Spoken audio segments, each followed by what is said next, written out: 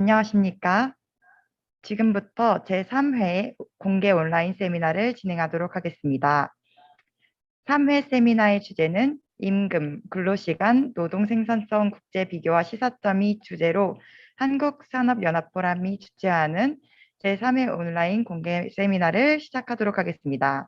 저는 오늘 사회를 맡은 한국산업연합포럼 이은서입니다. 본 세미나는 줌 화상회의와 유튜브 온라인 생중계를 통해 진행되고 있습니다.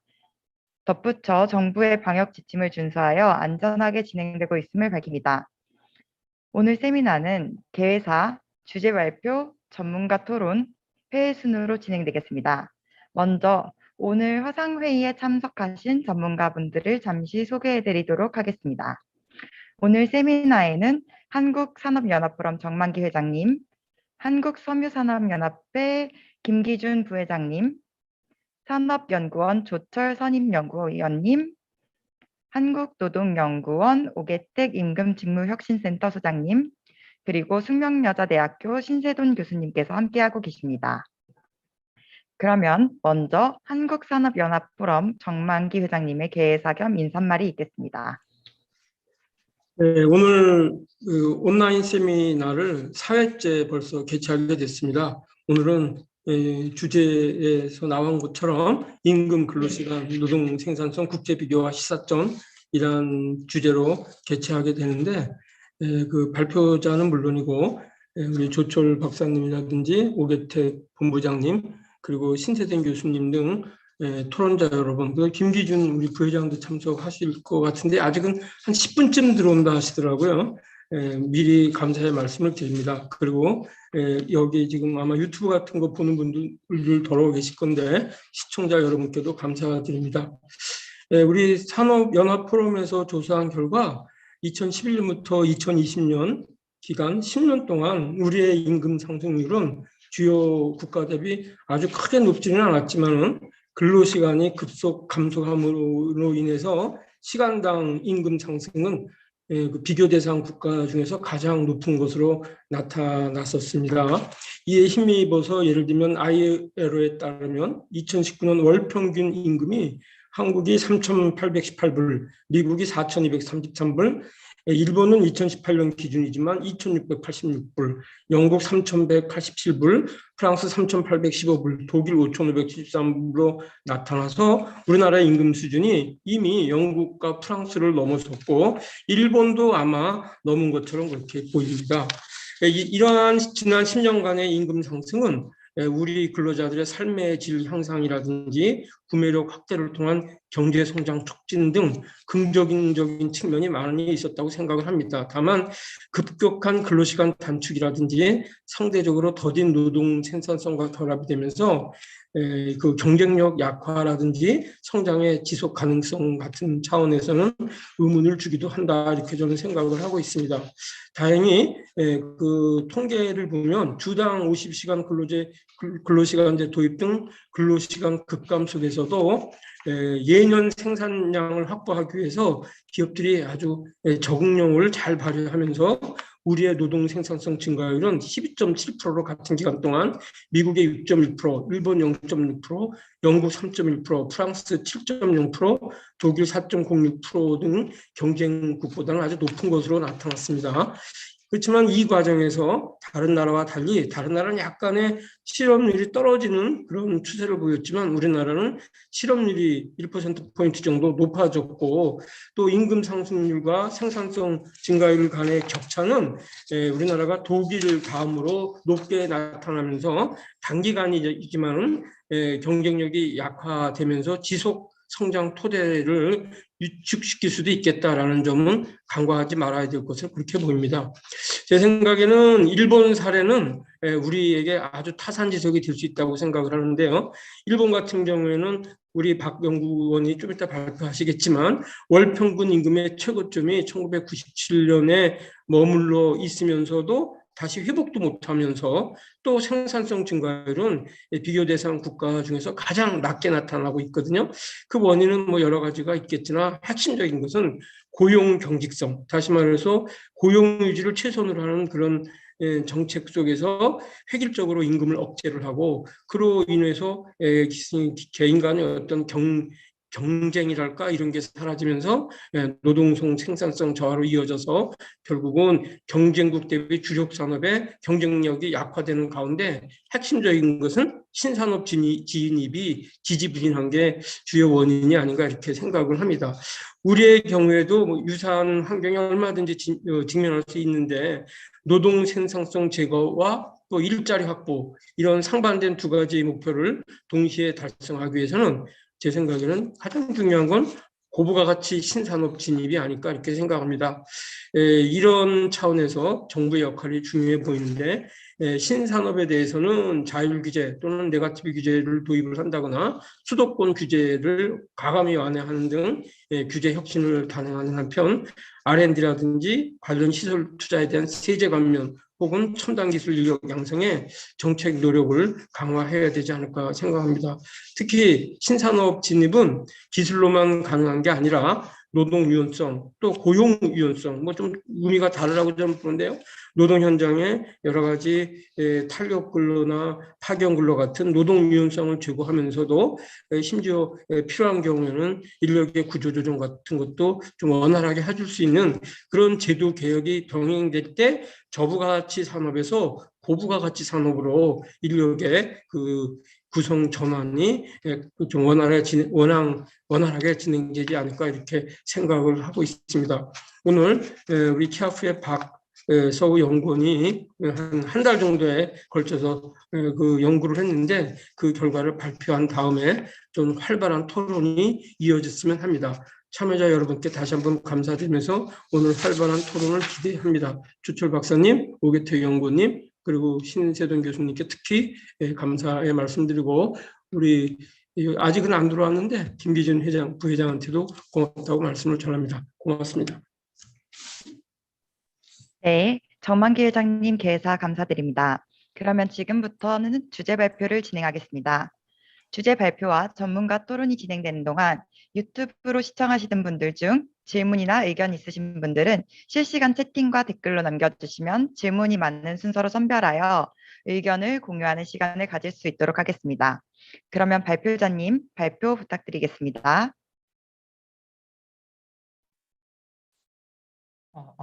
마이크 잘 들리시나요?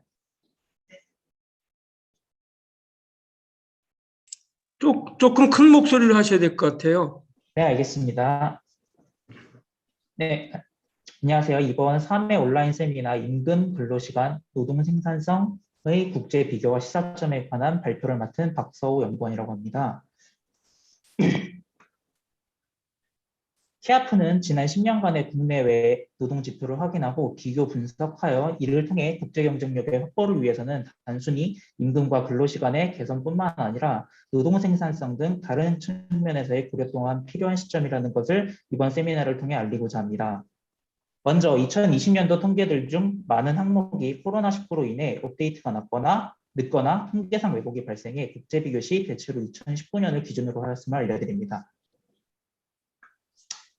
국내 노동지표 현황입니다. 통계청의 산업 규모별 임금 및 근로시간 자료를 통해 확인하였을 때 국내 전체 기업의 2011년 월평균 근로시간은 176.6시간에서 2020년 160.6시간을 기록, 지난 10년간 노동자의 월평균 근로시간은 16시간, 약 9% 감소하였습니다. 자동차 제조업 관련 기업의 노동자의 월평균 근로시간은 2011년 200.2시간에서 2020년 170.1시간을 기록하여 자동차 제조업 노동자의 한정지어서는 월평균 근로시간이 약 30.1시간, 15% 정도 감소했음을 확인하였습니다. 그래프를 보시다시피 10년 전에 이제 자동차 제조업의 경우에는 200시간을 근무하였는데 지금은 15% 감소한 170시간 정도를 근무했음을 확인할 수 있었습니다. 다음은 임금적 측면입니다. 임금적 측면에서는 국내 전체 기업의 2011년 월평균 임금은 261만 원에서 2020년 353만 원으로 상승하여 10년간 노동자의 월평균 임금은 92만 원, 약 35% 증가하였습니다. 자동차 제조업 관련 기업을 따로 떼어서 본다면 월평균 임금은 396만 원에서 476만 원으로 상승, 월평균 임금이 80만 원, 약 20% 상승하여 전산업 평균을 하회하는 모습을 확인할 수 있었습니다. 금융업 관련 기업 종사자의 경우에는 445만 원에서 685만 원으로 월평균 임금이 상승하여 10년간 54% 증가하는 큰 폭의 상승분을 보였습니다. 평균 임금을 근로시간으로 나눈 시간당 평균 임금의 경우 국내 전체 기업 노동자의 경우 시간당 평균 임금이 2011년 14,762원에서 2020년 21,964원으로 시간당 평균 임금이 7,202원, 약 49% 증가했음을 확인하였습니다. 자동차 제조업 관련 기업의 경우에는 지난 10년간 시간당 평균 임금이 8,159원, 약 41% 증가했음을 확인할 수 있었습니다. 다만 특기할 부분으로는 상용 근로자 300인 이상의 자동차 제조업 종사자의 경우 지난 10년간 평균 근로시간이 약 45.5시간, 약 22.4% 감소한 157.6시간을 기록하여 평균을 압도하는 근로시간 하락률은 물론이고, 이제 보시다시피 자동차 제조업의 300인 이상 그 기업의 경우에는 200시간이 넘는 시간에서 이게 평균을 가장 하회하는 전산업 평균은 물론이고 금융업까지 하회하는 모습을 볼 수 있었습니다. 그래서 전산업 평균보다 월 3시간가량 적게 근무하는 수준으로 나타나 이에 따른 자동차 제조업 노동자의 시간당 평균 임금은 50% 상승한 전산업 평균 35%를 큰 폭으로 상회하는 모습을 보였습니다. 정리해보면 2011년부터 2020년까지 10년간 국내 전체 노동자의 평균 근로시간은 9% 감소하였고 월평균 임금은 35% 증가하여 시간당 평균 임금은 약 49% 정도 증가했음을 확인할 수 있었습니다.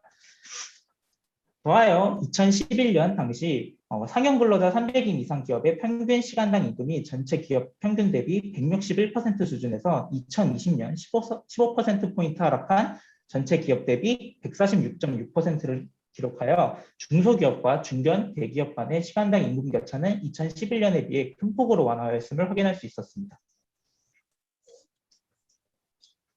다음은 해외 노동지표와의 비교입니다. 먼저 국가 간 임금 수준을 비교해 보도록 하겠습니다. ILO와 IMF가 발표한 자료들에 따르면 최근 한국의 물가를 고려한 PPP 기준 월임금 수준과 그 상승률은 주요 선진국과 유사하거나 높은 것으로 나타났습니다. 1인당 GDP 대비 임금 수준 또한 매우 높은 것으로 드러났습니다.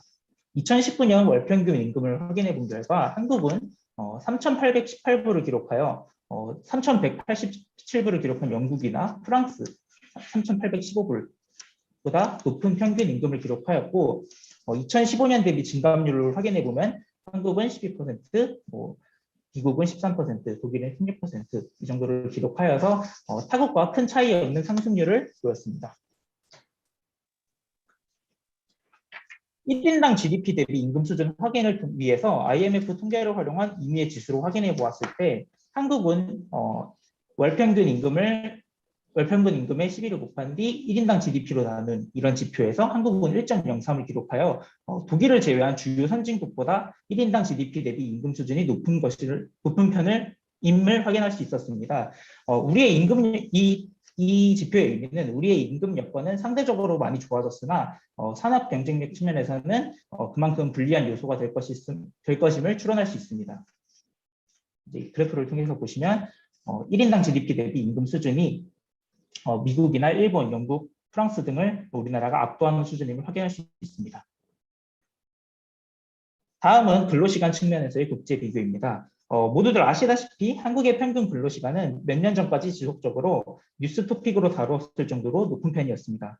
하지만 OECD가 발표한 통계에 따르면 경쟁국과의 격차가 거의 좁혀진 상황입니다. 2020년 OECD가 발표한 주당 평균 근로시간을 확인해 보면 한국은 38.7시간으로 미국 36시간, 일본 36.6시간, 영국 35.9시간 등과 주당 한두 시간 정도 차이까지 많이 좁혀졌습니다.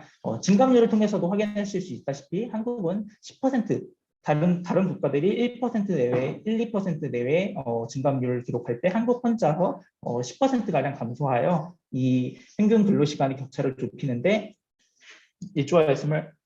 평균 근로시간이 좁혀졌음을 확인할 수 있었습니다.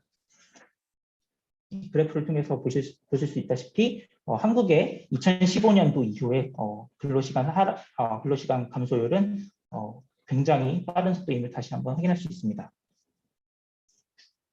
결국 주당 평균 근로시간의 급격한 감소로 인해서 시간당 평균 임금의 상승률 또한 타국을 압도하는 것을 확인할 수 있었습니다. 2019년 주요 선진국의 시간당 평균 임금을 확인해 보았을 때 한국은 23.6달러로 여기 다른 국가들에 비해 낮아 보일 수도 있겠지만 임의의 지표를 활용한 1인당 GDP 대비 시간당 평균 임금 수준은 주요 국가 차이가 없거나 높은 수준임을 확인할 수 있었습니다. 이 말인즉슨 한국 노동자의 삶의 질은 타 선진국 대비 그렇게 낮지는 않은 수준이라는 것을 다시 한번 확인할 수 있었습니다. 15년 대비 2019년의 시간당 평균 임금 상승률을 다시 한번 확인해 보아도 한국은 20% 상승하는 모습을 보여서 영국이나 프랑스, 일본, 독일 등에 비해서 높은 평균 임금 상승률을 기록하고 있음을 확인하였습니다. 통념과는 다르게 한국의 평균 임금 상승률은 주요 국가 유사한 수준임을 확인할 수 있었습니다. 여기 노란색 그래프를 보시다시피 2020년 월 평균 임금을 15년 대비 이제 지표인데요. 여기 노란색 부분을 확인하시면 12.1%, 13.5%, 그리고 타국 이제 16%, 12%, 16%. 보면 타국과 그렇게 큰 차이의 상승률을 보이진 않는데요. 다만 GDP 대비 임금 수준이 독일 다음으로 높고 평균 근로시간의 감소폭이 10% 정도 감소하여 주요 선진국 대비 과도하여 결국 시간당 임금의 증가 추세는 가장 빠른 것으로 나타났습니다. 이렇게 보시면 한국은 20% 상승했음을 확인할 수 있습니다.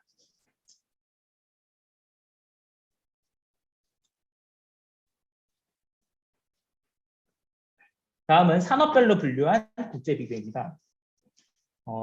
먼저 제조업을 먼저 살펴보도록 하겠습니다. 미국과 독일, 일본은 지난 수년간 근로시간에 큰 변화가 없다가 2년 전부터 급격히 제조업 근로시간이 감소하고 있습니다. 여기 보시면 2018년도 이후에 급격한 근로시간 감소 추세를 확인할 수 있습니다.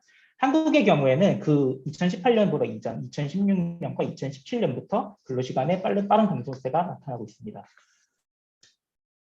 임금 수준의 경우에는 일본을 제외한 주요국들은 대체로 전 산업 평균 대비 높은 수준의 제조업 평균을 기록하고 있습니다. 우리나라의 경우에 제조업 평균 임금의 수준이 전체 임금 수준의 104.2%, 미국은 111.5% 이렇게 전 산업 평균 대비 높은 수준의 제조업 평균 임금을 기록하고 있고요. 제조업 근로자의 시간당 임금 또한 우리나라의 상승률이 가장 높습니다. 한국의 경우 2012년 대비 제조업 근로자의 시간당 임금 상승률은 33.7%를 기록하였습니다. 그래서 26%의 독일이나 16%의 미국에 비해서 큰 상승폭임을 확인할 수 있습니다. 금융업의 경우에는 모든 국가에서 전산업 평균 임금 대비 높은 임금 수준을 기록하고 있지만 그 중에서도 한국은 압도적으로 높은 수준의 임금을 기록하고 있음을 확인하였습니다. 2019년 전체 평균 임금 대비 금융업 임금의 수준은 154%로 미국의 133%나 일본의 121%에 비하면 굉장히 이제 우리나라의 금융업 종사자들의 임금 수준이 높음을 확인할 수 있고요. 서비스업의 경우에는 반대로 모든 국가에서 전 산업 평균 대비 낮은 수준의 임금을 받는 것은 사실이지만 유독 한국의 서비스업 임금 수준이 주요국 대비 두드러지게 낮은 수치를 기록하고 있다는 것도 지표를 통해서 드러났습니다. 한국의 경우 69.7%, 즉 전체 평균 대비 30% 모자란 임금 수준을 기록하고 있다고 보시면 됩니다. 독일은 10%, 미국은 한 18% 정도 낮은 거에 비해서 우리나라는 30%나 낮은 평균 임금 수준을 보이고 있습니다. 정리해보면 물가를 고려한 PPP 기준 한국의 월 임금 수준과 그 상승률은 주요 선진국과 유사한 수준임이 확인되었습니다. 다만 평균 근로시간의 감소가 매우 빠른 속도로 진행되고 있어 그로 인한 시간당 평균 임금의 상승률은 주요국 대비 매우 높은 수준을 기록하고 있습니다. 산업별로 비교했을 때 한국은 전 산업 평균 임금 대비 금융업의 임금 수준이 타국 대비 상당히 높은 수준이고 서비스업의 임금 수준은 매우 낮은 것을 확인하였습니다. 금융업계 종사자의 노동 가치를 폄하하는 것은 아니지만 이러한 격차는 머지않아 분명 사회적 문제로 대두될 가능성이 높을 정도의 큰 차이입니다. 금융업 종사자의 임금 수준이 압도적으로 높은 이유를 면밀히 진단하고 그 초과 임금분이 서비스업 종사자를 비롯한 타 산업 종사자들에게 분배되어 주요 선진국과 비슷한 수준까지 조정될 필요가 있다고 생각됩니다.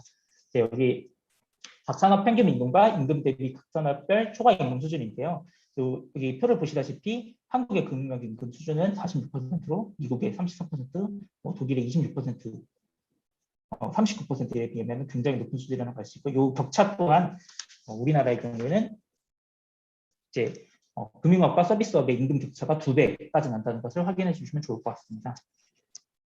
다만 근로자의 이제 대한민국의 근로자의 노동 환경은 굉장히 빠른 속도로 개선되고 있습니다.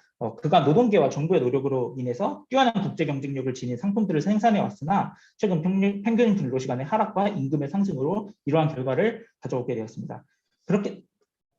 다만 대신에 일부 상품의 가격 경쟁력 약화는 반대급부로 인해서 어쩔 수 없는 상황으로 확인됩니다.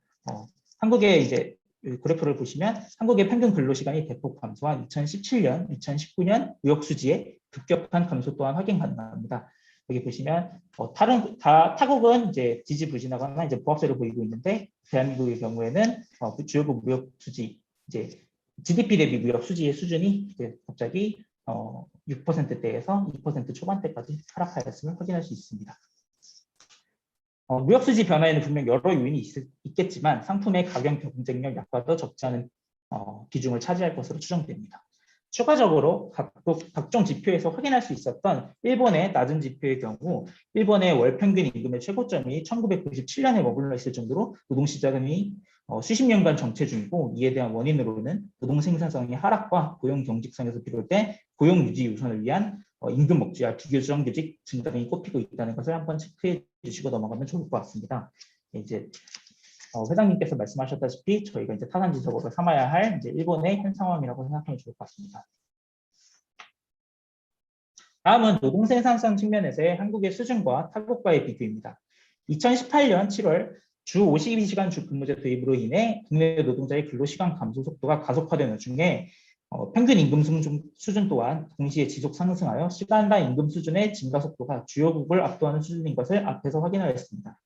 기업으로서는 임금 수준의 증가분만큼 아웃풋이 증가한다면 경쟁력 측면에서는 별 문제가 없겠지만 노동 생산성 지수와 평균 임금 상승률을 비교하여 확인해 본 결과 노동 생산성의 향상 속도가 임금 상승률을 따라잡지 못하고 있다는 문제점을 확인하였습니다. 한국의 부가가치 기준 노동 생산성, 불변 부가가치 산출량을 노동 투입량으로 나눈 부가가치 기준 노동 생산성의 증가율은 시간당 평균 임금 상승률에 크게 못 미치는 모습입니다. 15년 대비 노동 생산성이 9.8% 상승한 반면 동기간 시간당 평균 명목 임금의 상승률은 25.6%를 기록해 굉장히 큰 격차를 보였습니다. 다만 OECD 발표에 따른 노동 생산성의 상승률 수준은 우리나라가 그렇게 이제 타국에 대비해서 낮은 편은 아닙니다. 이제 1인 기준 시간당 노동 생산성의 증가율을 확인해 보시면 그래도 주요 선진국에 비하면 우리나라의 노동 생산성의 증가율은 굉장히 높은 편이라는 것을 알 수 있습니다. 더하여 우리나라의 시간당 평균 임금 상승률이 노동 생산성의 증가율을 압도하는 것은 사실이지만 독일을 위시한 주요 선진국들 또한 1인 기준 시간당 노동 생산성의 향상 속도가 시간당 평균 임금 상승률에 크게 못 미치는 것을 확인할 수 있었습니다. 여기 보시다시피 그래프를 보시면 이제 이게 2019년 주요국의 시간당 임금과 노동 생산성의 변화율인데요. 우리나라의 경우 이제 2019년에 시간당 임금이 27.5% 상승했는데 1인 기준 노동 생산성이 이만큼 상승했다. 이 정도의 이제 각국의 격차가 이렇게 적은 편은 아니라는 것을 확인할 수 있습니다. 이 말인즉슨 이제 그 노동 생산성의 더딘 향상 속도가 글로벌 추세임을 확인할 수 있고 한국의 노동 생산성 효율 하락이 압도적인 수준이 아님을 확인할 수 있는 차이였습니다. 이게 단순 퍼센트 포인트 간의 비교이기 때문에 큰 의미 부여를 하기는 어렵지만 노동 생산성의 향상 속도가 임금 상승 속도에 크게 못 미치고 있다는 것은 간단하게 확인이 가능하고요. 우리나라의 경우에 어쨌든 간에 시간당 임금 상승률이 굉장히 높기 때문에 노동 생산성 향상이나 임금 안정의 노력이 필요하다는 것은 주장할 수 있을 만한 한계 지표라고 생각됩니다. 여기서 이제 언급은 하지 않았지만 2020년 국내 통계에서도 코로나19 상황에서의 노동시간의 하락으로 인해 노동 투입량의 감소와 산출량의 하락으로 인해 노동 생산력은 19년에 비해 2%밖에 상승되지 않았지만 평균 시간당 임금은 4.6% 가량 포인트가량 상승하여 2020년까지 만약에 이 그래프를 작성을 하게 된다면 더 큰 차이로 벌어졌음을 저희가 이제 확인할 수 있을 것 같습니다. 상기 각 통계 지표를 통해서 확인할 수 있듯 현재 국내 노동시장은 지속적인 평균 근로시간의 하락과 평균 임금 수준의 상승이 맞물려 주요 선진국 대비 가장 빠른 속도의 시간당 임금 추세를 맞이하고 있습니다. 국내 기업의 99%를 차지하는 중소기업에 큰 영향을 끼치는 최저임금의 수준과 그 상승 속도까지 타국 대비 높은 편이기 때문에 국내 기업은 대기업, 중견기업, 그리고 중소기업을 가리지 않고 모두 인건비 부담이 크고 그 효율성, 즉 노동 생산성에 대해 재고해 볼 수밖에 없는 상황입니다. 우리나라의 노동 생산성 지표 증가 속도는 임금 상승 속도와 비교하면 지지부진한 모습을 보이는 것을 확인하였습니다. 그러나 노동 생산성의 더딘 성장세는 비단 우리나라뿐만 아니라 주요 선진국들에서도 대체로 나타나고 있는 현상으로 평균 이상의 격차이긴 하나 한국 노동시장만의 두드러지는 문제는 아니었습니다. 결국 국내 노동시장의 평균 임금 수준과 노동 생산성을 고려할 때 노동시장 전체의 대대적인 개선이 필요한 시기라고 생각됩니다. 코로나19로 인한 전반적인 경기 침체를 비롯하여 국가 간 임금 비교, 노동 생산성, 업종별 임금 격차 등의 통계 지표를 고려했을 때 산업 전반에서 노동 사용자, 즉 기업을 위해 당분간의 임금 상승의 정체가 필요하다고 생각됩니다. 국내 노동 근로자에 대한 처우는 지난 몇 년간 엄청난 속도로 개선되어 주요 선진국과 차이가 없거나 더 앞서는 노동 지표를 갖게 되었으나 동기간 기업들은 소외될 수밖에 없는 상황입니다. 그런데 임금 상승과 외부 개입 없는 노동 생산성의 향상 등은 모두 기업의 부담이 큰 영역이었던 것을 감안해 보았을 때 기업들의 경쟁력 확보를 위한 급격한 최저임금 상승, 근로시간 단축 등 규제를 통한 인위적 조정보다는 앞으로는 시장의 기능에 맡겨 적정 수준의 임금 상승률을 유지할 필요가 있다고 생각됩니다. 노조를 비롯한 노동계 또한 임금 인상 요구보다는 머지않아 앞서 언급했던 사회적 문제가 될 소지가 다분해 보이는 큰 폭으로 벌어진 금융업과 서비스업 종사자 간의 업종별 임금 편차를 좁히는 문제 등 임금 외적 부분을 통한 사회 전반의 경영 여건 개선을 목표로 하는 움직임이 필요한 시기라고 생각됩니다. 아까 말씀드렸다시피 한국의 금융업과 또 서비스업의 평균 임금 격차는 2배인데 미국의 경우에는 1.57배, 일본은 1.45배에 불과합니다. 노동 생산성의 더딘 성장세가 세계적 추세임이 드러났지만 오히려 그렇기 때문에 노동 생산성의 향상은 국제 경쟁력을 확보하는 기회가 될 수 있습니다. 다만 기업 측에서 가장 손쉽게 노동 생산성을 향상하는 방법은 고용을 줄이는 것이기 때문에 시장의 손에 노동 생산성 향상의 과제를 맡긴다면 구직자로서는 노동시장에 일종의 장벽이 생기게 되어 이를 뛰어넘지 못한 채 실업률이 증가할 가능성이 있습니다. 주요국 중 거의 유일하게 실업률이 최근 상승한 우리나라로서는 임금 근로시간, 노동 생산성 그리고 관련 노동정책이 실업률에 미치는 영향을 감안하여 정부가 직접 정책을 마련하고 시행하는 것이 중요할 것으로 보입니다. 통계를 보시면 대비 실업률 변화가 주요 선진국 중에서는 우리나라만이 1%포인트 상승하여 타국의 추세에 완전히 반대되는 방향을 보이고 있음을 확인할 수 있습니다. 따라서 고용 안정성을 해치지 않는 선에서 더 빠르고 지속적인 노동 생산성의 향상 방법을 강구한 것은 비단 노동 사용자와 근로자 간의 문제가 아닌 정부가 주도적으로 나서야 할 정부 차원의 과제라 봐도 무방하다고 생각됩니다. 1인당 노동 생산성이 높은 신산업 혹은 시장을 개척하여 새로운 시장 참여자들이 나타난다면 고용 창출과 노동 생산성 향상을 모두 달성할 수 있을 것이기 때문에 정부는 현재 진행되고 있는 신산업과 시장에 대한 각종 규제를 혁신하거나 철폐하여 자율 규제 혹은 네거티브 규제 도입 쪽으로 선회하고 기술 발전을 위한 R&D에 대해서도 기업 규모에 따른 차별적 지원이나 지자체 규제가 아닌 연구개발비에 대한 세액공제 확대나 첨단 기술 인력 양성 등 신산업에 대한 적극적 지원 정책을 시행해야 할 것으로 보입니다. 긴 발표 들어주셔서 감사합니다. 네, 발표 감사드립니다. 이것으로 주제 발표를 마치도록 하겠습니다. 그러면 다음으로는 전문가 토론을 시작하도록 하겠습니다. 토론은 네 분의 전문가 분들께서 주제에 대해 각각 3분가량 발제를 해주신 이후 추가 토의를 하는 방식으로 진행하겠습니다. 금일 토론은 산업연구원 조철 선임연구원님, 한국섬유산업연합회 김기준 부회장님, 숙명여자대학교 신세돈 교수님, 한국노동연구원 오계택 임금직무혁신센터 소장님 순으로 진행하도록 하겠습니다. 그러면 먼저 조철 선임연구위원님 토론 부탁드리겠습니다. 예, 안녕하십니까. 저 산업연구원의 조철입니다. 오늘 발표 참 잘 들었고, 뭐 최근에 이제 산업 환경이 굉장히 많이 변화하고 있는데 굉장히 적절한 주제라고 생각이 듭니다.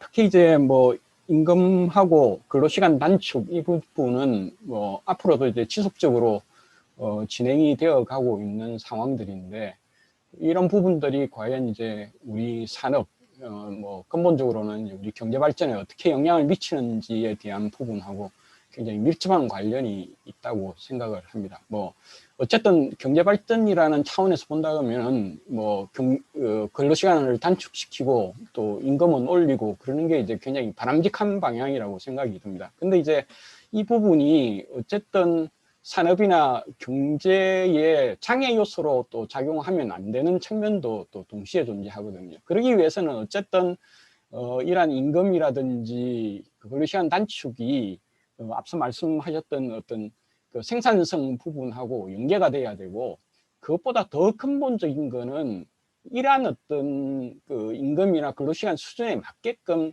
산업 구조를 변화시켜 나가는 게 굉장히 중요한 지금 이제 과제라고 할 수 있겠습니다. 이미 이제 뭐 4차 산업혁명이나 뭐 최근 들어서 탄소 중립 문제나 이런 것들 때문에라도 전반적으로 산업 구조가 이제 이렇게 변화되어 가야 되는 그런 상황들이거든요.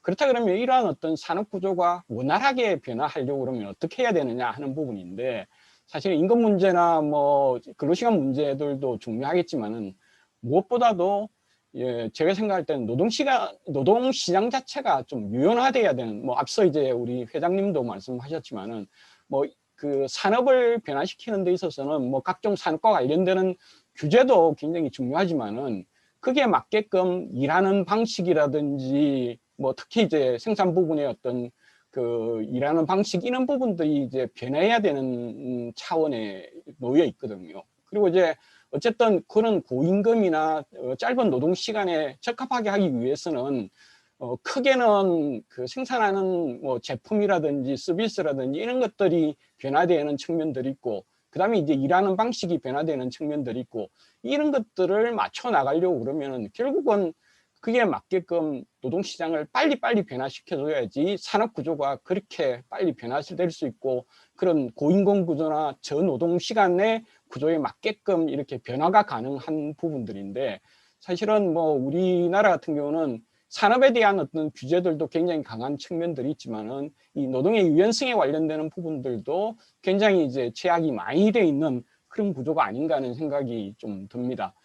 그리고 이제 추가적으로 더 말씀을 드리면은 이제 앞서도 잠깐 언급했지만은 이 뭐 직종 간의 어떤 노동의 양극화 부분도 있지만은 특히 자동차 산업 같은 경우에는 그 기업 규모 간의 이제 어떤 그 양극화 문제, 특히 이제 완성차 부분하고 부품 부분에 이제 양극화 부분이 있는데, 사실은 이제 이런 부분들은 어떤 노동의 직무라든지 일의 성격 이런 부분에 의해서 임금이 결정되는 것이 아니고, 단순히 어떤 기업에 소속되어 있느냐에 따라서 임금이 결정되는 측면들이 있어서, 이 부분들은 어떻게 보면 노동시장을 지금까지 굉장히 많이 왜곡시켜서 어떤 고용이라든지 이런 부분들이 있어서 확장될 수 있는 부분들이 굉장히 제약을 많이 받는 형태로 된 게 지금까지의 현실이 아닌가 하는 생각이 좀 들어서, 사실은 앞으로는 어떤 기업의 규모나 이런 것들, 그다음에 뭐 업종이나 이런 부분보다도 그 일하는 성격에 따라서 임금이 결정될 수 있는, 그리고 이제 어떤 생산성에 의해서 임금이 결정될 수 있는 이런 체제로 좀 바뀌는 것이 필요하지 않을까 하는 생각을 해봤습니다. 이상입니다. 감사합니다. 네, 발표 감사합니다. 그러면 다음으로는 실제 업종별 단체에서는 어떻게 체감하고 있으신지 생각하고 계신지 궁금합니다. 섬유산업연합회 김기준 부회장님 토론 부탁드리겠습니다. 네, 안녕하세요. 발표 말씀 잘 들었습니다. 저희 섬유산업연합회 성격을 간단하게 좀 말씀을 드리면, 섬유 패션 산업은 면방, 화성, 염색, 그래서 24시간 가동하고 있는 분야가 좀 많이 있습니다. 그래서 최저임금 인상이라든가 근로시간 단축 등으로 인해서 생산 차질이 발생하는 경우가 좀 큰 산업입니다. 그런데 이 또 해외 수출을 많이 하는 또 산업의 성격상 해외에서 주문이 많이 몰리는 시즌이 있습니다. 그래서 3월에서 6월, 뭐 9월에서 12월 이럴 때는 집중적인 근로가 필요한데 이런 경우에 좀 인력이 많이 부족하고 또 노동시간 단축에 따라서 납기가 준수할 수가 없는 상황도 좀 되면서 기업 부담이 증가되고 있습니다. 바이어가 이탈할 가능성이 있거든요. 그래서 근로자들의 여태까지 뭐 복지 증진하는 부분 저희 굉장히 바람직하다고 생각을 합니다. 그런데 기업 입장에서는 사실 주당 근무 시간이 감소하면서 공정 투입 인력들은 증가하고 그러면서 인건비 부담은 또 가중되는 그 상황에 처해 있습니다. 그런 상황에서 또 생산성은 생각보다 그렇게 많이 높여지지 않으면서 기업들은 어려워하고 있는데요. 선유산업 입장에서는 지금 사실 국내에 남아있는 우리 기업들이 많은 인력을 사실 외국인 인력에 지금 의존을 하고 있는 상황입니다.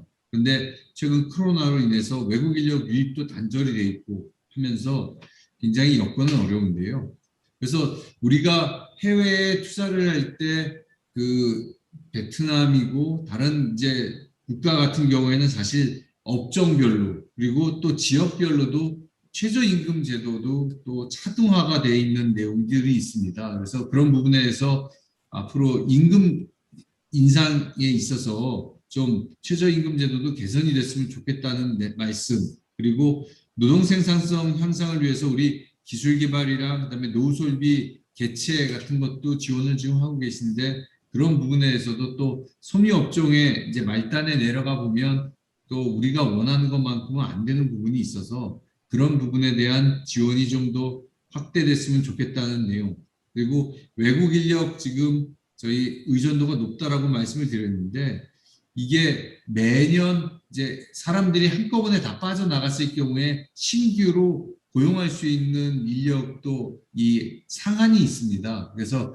전체 뭐 100명 중에 20%까지 고용할 수 있는데 20명이 다 나갔을 경우에 매년 20명을 다시 뽑을 수 있는 게 아니라 4명밖에 못 뽑는다.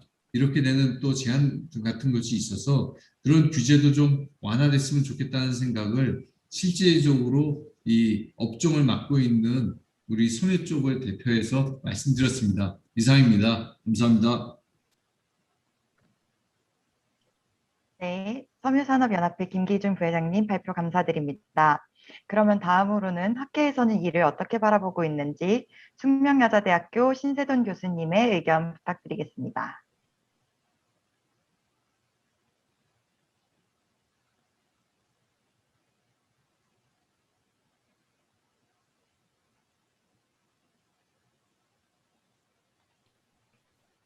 교수님, 그 예. 음소거 들리시나요? 이제 들립니다. 교수님 반갑습니다. 네네네네. 예.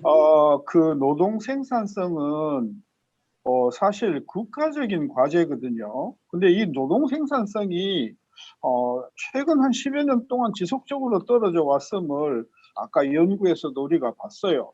여기 이제 문제가 뭐냐 하면 그래도 대기업들은 다른 어떤 중소기업에 비해서는 생산성 둔화가 그렇게 두드러지지 않아요. 그러니까 한국의 노동 생산성의 문제는 대부분 중소기업 또는 이제 소상공인, 소기업의 문제라고 우리가 지적을 할 수 있는데 제가 지적하고 싶은 것은 정부가 너무 무관심한 거예요. 제가 통계를 조사를 해보니까 중소기업, 그러니까 중기업, 소기업, 소상공인 그리고 자영업을 포함하는 중소기업 종사자가 1,700만 명이고요. 부인까지 합하면 3,400만이니까 대한민국 경제의 절반 이상이 이 중소기업에 사실은 매달려 있다고 봐야 되는데 그동안 정부의 예산이나 정부의 조직이나 정부의 연구기능 지원을 보면 이게 거의 대기업 중심으로 짜 있단 말이죠. 예를 들어서 이 중소벤처연구원의 종사자가 오늘 아침에 조사해 보니까 122명에 불과하단 말이에요. KDI는 500명이 넘거든요. 그러니까 제가 강조하고 싶은 것은 국가가 이 중소기업의 생산성 증대에 좀 목을 매 주시라는 거예요. 그래서 예산도 느리고 기재부 중심의 정책 구조에서 이제는 산자부 그리고 중변부, 과기부 이렇게 중소기업의 기술 혁신과 직결될 수 있는 부처에 예산을 폭발적으로 늘려야 된단 말입니다. 지금 지난 4년 동안 정부의 예산을 보니까 한 1200조 가까이 썼는데 4년 동안 그중에서 50%가 복지 내지는 땜질식 고용 지원, 땜질식 지원에 들어갔단 말이에요. 반면에 산자부나 벤처 중변부나 과기부나 농림부에 지원된 돈은 전체 지출의 10% 조금 넘을 정도로 국가의 정책 관심이 그동안 저는 노동 생산성 증가에 별로 관심이 없었다는 거, 특히 중소기업에. 따라서 저는 정부가 이 국가의 경제 중심 핵을 이 대기업 중심의 어떤 그런 정책에서 중소기업의 정책으로 바꿔가야 된다. 그걸 제가 강조하고 싶고, 또 하나는 중소금융기관들이 중소기업을 전담해서 건전한 자금을 장기적으로 공급할 수 있는 금융기관을 빨리 만들어야 됩니다. 그래서 중소기업 그리고 소상공인들이 이자 부담이 없이 자금을 공급할 수 있고, 그리고 오랜 기간 동안 자금을 융통할 수 있는 그런 금융기관이 돼야 되는데, 지금 대부분의 중소기업조차도 담보가 없으면 돈을 안 빌려주고요. 소상공인이면 매출이 일정 규모가 떨어지면 아예 돈을 빌려줄 생각도 안 한단 말이죠. 이러니 이분들이 그 사채 시장에 내몰릴 수밖에 없다 보니까 20% 30%가 아니라 50%가 넘는 사채 금리로 어떻게 기업을 경영을 할 수가 있겠습니까? 저는 그래서 첫째, 정부가 아주 막대한 예산을 들여서 중소기업에 투입을 해야 되고, 그래서 그분들의 자본이라든지 금융이라든지 이런 것을 통해서 그분들이 실질적으로 생산성을 올릴 수 있도록 해주는 정책을 써야 된다. 자꾸 그 노동시장의 유연성만 이야기하고 되지도 않았잖아요.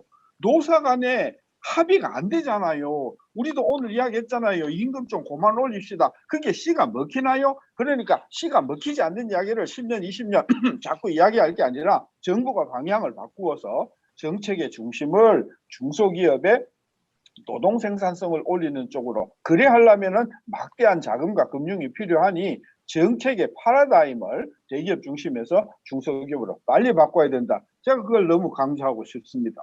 감사합니다. 네, 신세돈 교수님 감사드립니다.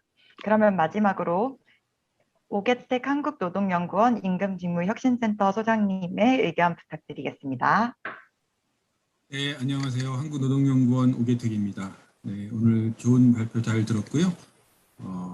또 여러 가지 자료를 잘 비교를 해주셔서 좋은 정보가 된 것 같습니다. 저는 그 몇 가지 변화에 대해서 좀 말씀드리고 싶은데요. 우리가 과거에 고성장 경제에서 이제 저성장으로 들어가 있거든요. 그래서 이게 사실 많은 게 바뀌었는데, 근데 그거에 비해서 인사관리 관행이나 임금 상승 이런 거는 여전히 좀 과거의 부분을 답습하고 있는 부분이 있습니다. 이게 이것뿐만 아니라 사실은 이제 1차 세계대전 때 굉장히 많은 사상자가 났던 이유 중에 하나는 무기가 바뀌었거든요. 예전에는 소총을 주로 쏘는 방식에서 1차 세계대전 때 기관총이 도입이 됩니다. 근데 그 지휘관들은 여전히 이제 과거의 소총 시대에 그 전략을 가지고 결국 앞으로를 계속 했던 거예요. 그러다 보니까 많은 사상자가 났던 거거든요. 그러니까 이런 식으로 이게 환경이 바뀌면 경영이나 관리도 같이 바뀌어야 되는데 조금 이제 그렇지 못한 부분들이 있습니다. 지금 이제 어떤 게 바뀌었는가를 보면 경제 성장률 고성장에서 저성장으로 들어왔고요. 인구 구조 보면 지금 저출산의 고령화가 굉장히 급격하고요. 그다음에 이제 4차 산업이 얘기했지만 기술의 변화도 굉장히 빠르고요. 그다음에 MZ세대 같은 세대가 나타나서 근로자 가치관도 굉장히 빨리 변하고 있거든요. 이러한 변화한 환경에 따라서 기업의 경영이나 이런 관행도 좀 바뀌어야 되는데 바뀌고는 있지만 그것만큼 빨리 바꾸지 못합니다. 이런 이제 지체 현상이 여러 가지 문제를 낳고 있고요. 오늘 그 통계를 지난 10년간을 비교를 해주셔서 그래서 사실은 이제 서구하고 이게 사실은 좀 덜 나타나는데 만약에 지난 20년간 예를 들면 2000년부터 지금까지를 비교를 했다면 훨씬 더 조금 더 차이가 날 겁니다. 이건 무슨 얘기냐 하면 이미 우리나라도 어느 정도 저성장 기대에 들어왔기 때문에 2010년도 이후를 비교하니까 서구랑 좀 비슷한 측면이 있는 거거든요. 보시면 미국하고 서구가 이미 1970년에 저성장 기조에 들어갔고요. 일본이 1990년에 잃어버린 20년을 저성장 기조로 겪은 거고요. 우리가 2010년도부터 저는 저성장 기조에 이렇게 보는 거거든요. 그래서 이런 부분들을 보면 조금 과거와는 달라져야 된다는 생각이 들고, 저는 이제 근로시간 문제는 우리가 과거에 이제 저임금 시대나 저성장 시대에는 고성장 시대에는 근로시간을 더 통해서 뭐 이렇게 하는 생산성 높이를 하는 부분이 가능했지만 사실은 3만 불 시대의 근로시간을 더 많이 늘려서 뭘 하는 부분은 좀 어렵습니다. 그래서 조금 정해진 시간에 효율적으로 일하고 예를 들면 창의력이나 혁신을 가지고 뭐 좀 해야지. 우리가 뭐 중국이나 인도를 가지고 이제 그 근로시간을 가지고 같이 경쟁할 수는 없거든요. 그래서 이거는 좀 우리의 경제가 고성장 어쨌든 어느 정도 수준에 올랐기 때문에 이제는 조금 더 그런 그 창의성이나 혁신을 통해서 승부를 봐야 된다. 이제 근로시간을 가지고 굉장히 좀 어려운 시대에다가 말씀을 드리고요. 마지막으로 기업 규모나 산업별 관련해서 조철 박사님도 말씀을 주셨는데, 저는 이거는 조금 산업별이나 기업 규모별 격차는 생산성의 차이인지를 조금 확인해 봐야 된다고 봅니다. 만약에 이게 생산성 차이로 나타나는 부분이라면 그거는 공정한 임금 격차 차이로 볼 수 있는데, 다만 생산성 차이가 없음에도 불구하고 임금이 2배 차이 난다 그러면 이건 차별 소지가 있는 거거든요. 그래서 특히 산업별 차이 같은 것들이, 임금 차이 같은 것들이 뭐에서 발생하는 것인지, 그게 어떤 생산성에 근거를 두고 있는 것인지, 그런 근거 없이 나타나는 것인지 같은 걸 좀 볼 필요가 있고요. 마지막으로는 뭐 서구가 해왔던 것은 어떤 직무의 상대적 가치, 그다음 성과 이런 거에 따라서 임금을 조금 타등적으로 주고, 그걸 통해서 뭔가 이렇게 더 열심히 일할 수 있는 유인도 주고, 또 그걸 통해서 생산성 향상도 유도하고 이런 방식이었거든요. 우리가 이제 과거에는 조금 가족주의적인 임금, 조금 기본적인 어떤 부분을 강조하는 이런 부분이었다면, 우리가 고도 경제로 들어가게 되면 그것보다는 조금 다른 방식의 임금 체계에 대한 고민이 필요합니다. 우리 경제가 이제 그러한 이제 시기 들어가고 있는 거고요. 그래서 그런 거 부분들을 앞으로 우리가 조금 강조하는 그러한 방향으로 갔으면 하는 바람을 가지고 있습니다. 네, 이상입니다. 감사합니다. 네, 산업연구원 오계택 임금직무혁신센터 소장님 의견 감사드립니다. 그러면 지금부터는 잠시 토의를 진행할 텐데요. 혹시 더 의견을 주실 분들이 있는지 궁금합니다. 신세동 교수님 오늘 참석해 주셔서 고맙습니다.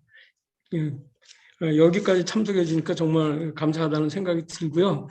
그 교수님 말씀하신 것 중에서 제 생각하고 조금 다른 부분이 있어요. 뭐냐면 이번 정부가 복지 쪽이나 일반 그 예산 쪽에 지출은 많았지만 이제 산업부나 과기부나 이런 어떤 성장하고 관련된 기업 부처의 예산 지출은 작았다. 이 부분에 대해서는 전 전적으로 동의를 하거든요.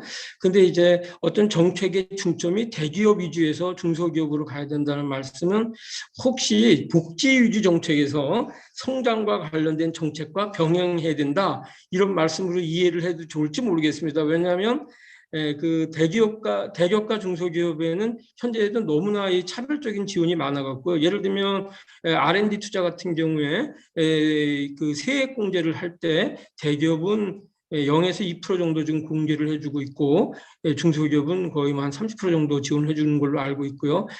기술개발 자금도 중소기업 위주로 돼 있고 대기업은 거의 지금 현금 지출이 안 되고 있거든요. 오히려 외국하고 비교해 보면 우리나라 대기업들은 외국 다국적 기업에 비해서도 역차별을 받는 그런 상황이라서 저 생각에는 기업 정책에서는 중소기업에 대해서 우선을 두는 것은 맞지만 이게 지금 우리나라가 현재 대기업 위주의 정책을 하고 있다 이렇게 보는 거는 조금 보기에 따라서 다를 수도 있다. 다만 제가 동의하는 거는 너무 이제 성장 정책, 혁신 정책이라고 이번 정책이 이런 정부도 하고는 있지만 이 성장보다는 분배나 뭐 사회복지, 심지어 기본소득 얘기도 나오고 있지만 이런 쪽에 치중하고 성장에 좀 소홀히 해서 앞으로는 성장 정책과 분배 정책을 조금 그 균형을 맞춰가면서 하는 게 맞지 않느냐 이렇게 제가 이해를 하려고 하는데 그래도 되겠습니까, 교수님?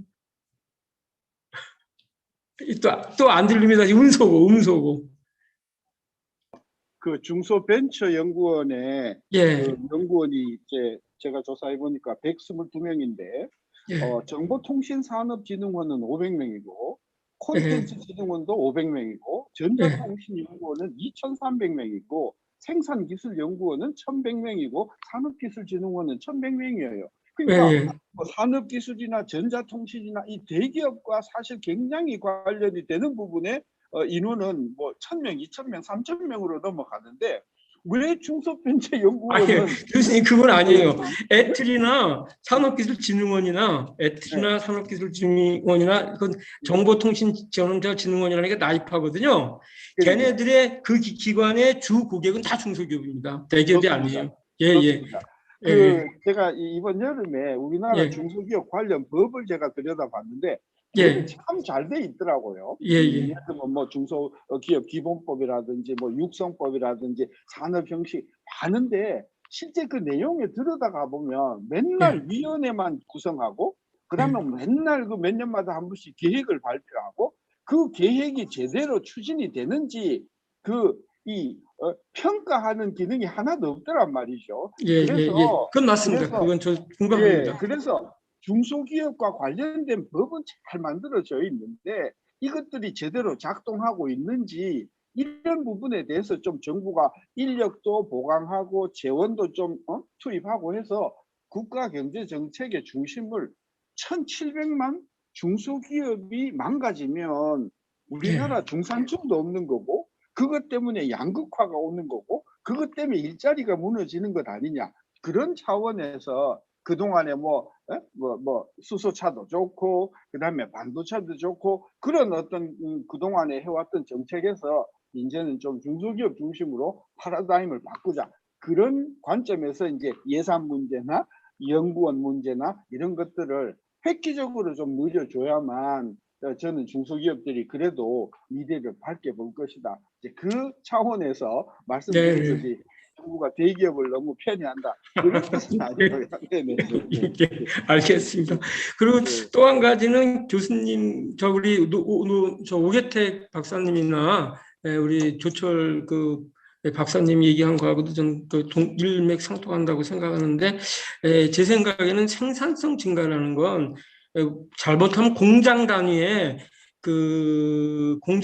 생산성을 생각하기가 쉽거든요. 거기에 인풋을 줄이고 아웃풋을 늘리는 생각들을 할 건데 결국은 생산성이라는 거는 국가가 1년 동안 생산한 부가가치를 근로자 수라든지 이런 걸로 나눈 거잖아요. 그러니까 부가가치 높은 제품을 많이 생산하는 게 생산성 증가의 첩경인데 과연 부가가치 높은 제품을 생산하기 위해서 우리가 할 게 뭐냐? 그거는 예를 들어서 1,000만 원짜리 자동차를 생산하던 거를 5천만 원짜리를 생산하고 1억 원짜리를 생산하면 같은 양의 그 제품을 생산해도 생산성은 10배씩 이렇게 늘어나는 거지 않습니까? 그래서 우리가 공정 단위의 생산성에 너무 치중해서 생각을 하면 생각이 폭이 좁아질 수 있다. 따라서 제가 아까 모두에 말씀드린 것처럼 우리의 경우에는 좀 부가가치가 높은 신산업에 기업들이 원활히 진출할 수 있게 그거를 도와줘야 되는데 일본이 그런 걸 안 해서 저는 좀 상당히 생산성에 문제가 있다고 생각을 하거든요. 그런데 신산업의 경우에 특히 뭐 플랫폼 사업자라든지 이런 경우에 우리가 규제가 너무 많아서 그 산업 진입이 좌절되는 경우가 좀 많이 있었어요. 미국 같은 경우에 최근에 그 블루 오리진 또 이 버진 갤럭틱이라고 우주선을 쏴갖고 우주 관광 시대를 연다고 하지 않습니까? 근데 그거가 보니까 한 자리에 그 블루 오리진 같은 경우에는 관광객 타는데 한 300억 원 내야 된다고 하고요. 버진 갤럭틱 같은 데도 최소한 한 뭐 수천만 원 정도 내고 내야 자리를 확보할 수 있다고 그러고 그 수요도 엄청 많대요.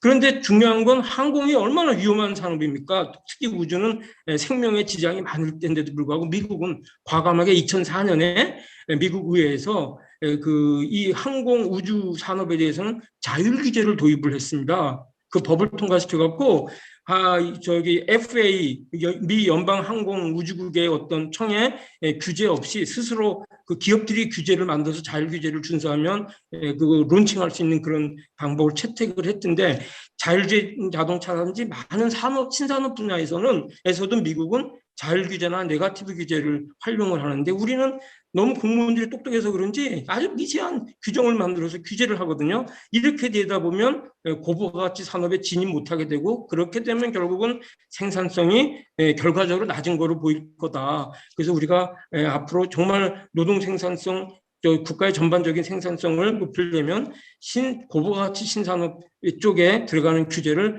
과감하게 자율이나 네거티브 규제로 바꿔주는 등 좀 규제 혁신이 필요하지 않을까 이렇게 저는 생각하는데 어떤 생각이 드는지 모르겠습니다. 제가 한 말씀만 더하면 굉장히 어르신 말씀인데 관료들이 이제 자꾸 안전 뭐 이런 것을 기준으로 이제 그걸 규제를 하는데 일단 규제를 하면 대기업들 왜냐하면 그런 사업들을 할 수 있는 기업들이 대부분 대기업이라서 대기업이 이제 규제를 받는데 그 대기업이 규제를 받으면 아까도 이야기했지만 1,700만 명의 중소기업 관련된 그 연관 기업들이 다 죽는 거거든요. 다 그렇죠. 죽으면 한국 경제가 무너진단 말이에요. 그래서 우리 관료들이 내가 이 규제를 하면 안전도 손해를 보지만 대한민국의 중소기업이 같이 망가지는 것이다. 사실 그랬기 때문에 지난 10여 년 동안 중소기업이 계속해서 어디 땅을 붙일 데가 없는 상황이 된 것이 바로 거기서 출발하는 것이다. 그래서 우리 관료들이 좀 통 크게 한국 경제의 미래를 생각하는 관점에서 이게 대기업을 규제하는 것이 아니라 이게 중소기업의 먹거리가 달린 이 문제라고 좀 진지하게 생각해 주면 저는 과감하게 리스크 테이킹 할 수 있다. 그런 어떤 파라다임 시프트 하는 그런 자세들이 우리 공무원들한테 매우 지금 필요한 시절이 좀 되었다고 생각하는 거죠. 감사합니다. 다른 분도 김기준 부회장 뭐 말씀 없으시죠? 없으시대. 조철 박사님. 이제 우리 사회자가 진행하시죠. 네, 아무래도 조철 박사님께서 산업연구원에서 올해 이 연구를 맡으시다 보니 이런 부분에서 많은 말씀을 해주실 거라고 생각합니다.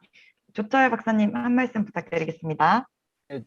지금 논의가 된 것 중에 하나가 이제 대기업은 생산성 향상을 빠르게 진행했는데 중소기업은 그렇지 못해서 이게 굉장히 중소기업에 관련된 문제가 좀 심각한 걸로 말씀들을 좀 하셨는데 제가 생각할 때는 그런 생각이 들어요. 이게 이제 어떤 결과적인 얘기기는 한데 사실 이제 우리 대기업들은 앞서 말씀드렸던 바와 마찬가지로 사실은 임금격차라는 부분에 있어서 굉장히 임금이라든지 노동 조건이라든지 이런 것들이 굉장히 향상되면서 사실은 생산 현장에서 그 노동을 조금 줄이면서 생산을 늘리는 방식, 그러니까 결국은 이제 생산성이 향상되는 방식으로 이제 발전을 해왔고, 사실 상대적으로 이제 어쨌든 그 노동자들이 그 목소리를 낼 수 없는 중소기업 분야에서는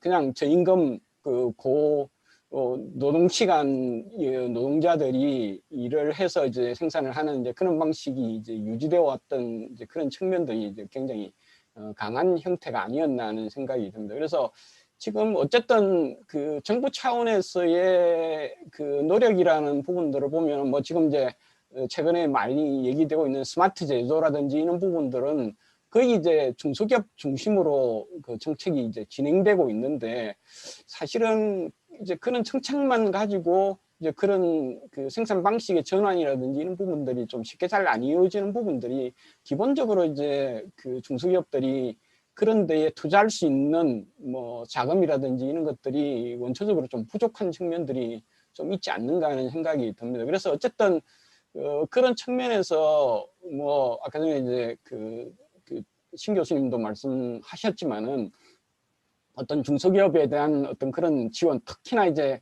어떤 생산 방식의 전환이라든지 하는 이런 부분들에 대한 지원 이런 부분들은 뭐 지금도 많이 하고 있지만 앞으로도 좀 더 강화돼야 될 필요성이 있다 하는 이제 그런 생각이 들고, 또 그런 이제 정책들이라는 게 어떻게 보면 단기적으로 어떤 효과를 내기보다는 어떤 중장기적인 어떤 정책으로 좀 고민을 해야 되는 측면들이 있어서 단기적으로 뭐 효과가 조금 덜하다 그래서 뭐 포기한다거나 그러면 안 될 것 같은 생각이 좀 들었습니다.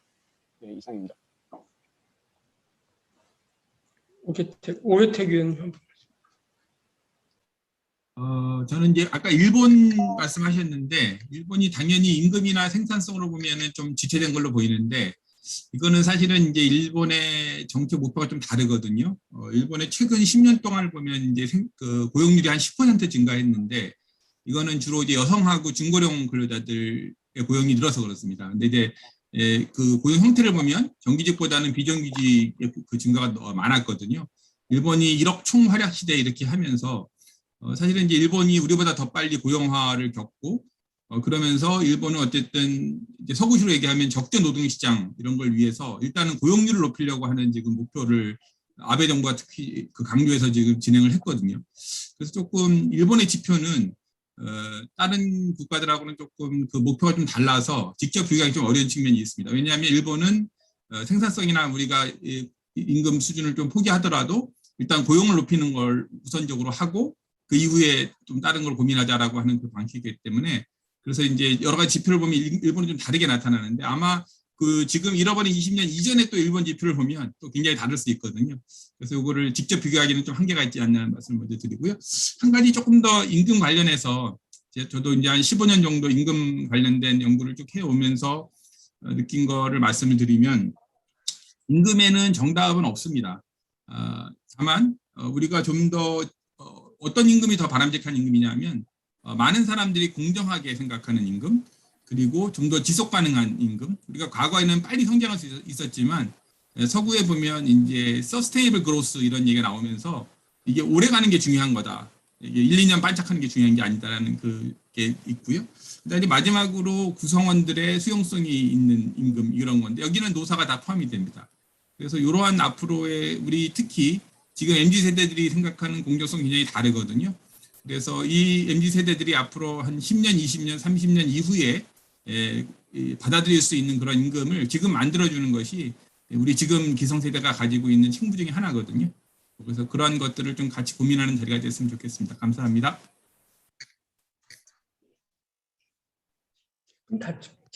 그러면 마지막으로 섬유산업연합회 김기준 부회장님께 한 말씀 여쭤보고 싶습니다. 김기준 부회장님 발표 부탁드리겠습니다. 네, 오늘 생산성 관련해가지고 좋은 말씀들 많이 해주셔서 저희는 아무래도 뭐 산업 이 실물 경제를 담당하고 있는 우리 기업들 입장에서 조금 생각하는 게 좀 다를 수 있습니다. 그리고 또 이 생산성을 좀 높이려면은 투자도 많이 해야 되는데, 외국인 근로자들 뭐 최저임금 쪽에서 했던 부분도 많이 있어서 그렇지만, 최근에 아까 말씀하신 것처럼 스마트 공장도 지금 늘려나가고 있고, 중소기업이지만 투자도 염색 쪽에서도 또 투자도 하고 있습니다. 결국은 생산성 향상을 위해서 많이 노력을 하고 있으니까 그런 부분에 대해서 계속해서 지켜봐 주시고, 저희 쪽에서 필요한 부분이 있으면 또 말씀드리도록 하겠습니다. 오늘 좋은 자리 마련해 주셔서 감사합니다.